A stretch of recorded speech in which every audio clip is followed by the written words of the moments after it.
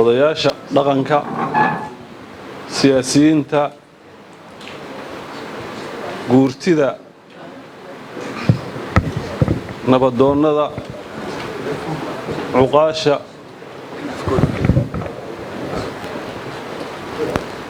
idinkoo nin waliba mudanka uu yahay iyo meesha uu ka leeyahay ka qaadanayo waxaan idinku salaamayaa salaanta islaamka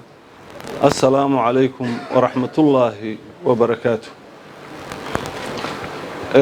ilaah baa mahad leh munaasabaddu waa yar tahay waa kooban tahay hadalkuna ma badna mana aha inuu bato waa salaan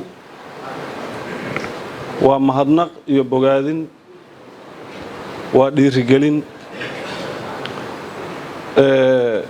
waxaan aad iyo aad ugu faraxsannahay oo u bogaadinaynaa odayaasha dhaqanka ee safarka u soo galay boosaaso shaqaaqadii yarayd ee ka dhacday xalkeeda sidoo kale siyaasiyiinta ruugcadaaga ah ee puntland odayaasheeda ahaa ee ka yimi dalka dibaddiisa iyo gudihiisa waxaanu idiin sheegaynaa inaannu ku faraxsannahay imaatinkiinna aanu aad iyo aad u bogaadinayno aanuna idinku dhiiri gelinayno hawshaa aad u timaadeen ilaahayna aan ka baryayno inaad ka midho dhalisaan oo idiin fududayo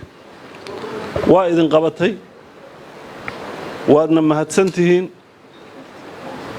waana laydin sugayey waana laydin hawenya intaas wax dhaafsiisan oo halkan munaasabaddan hadda ka furan ma jiro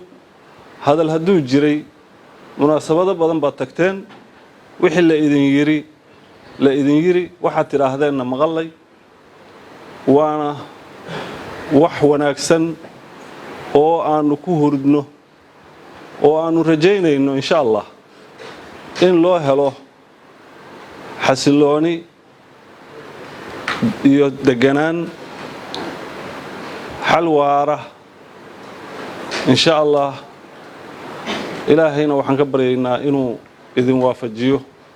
idinna fududeeyo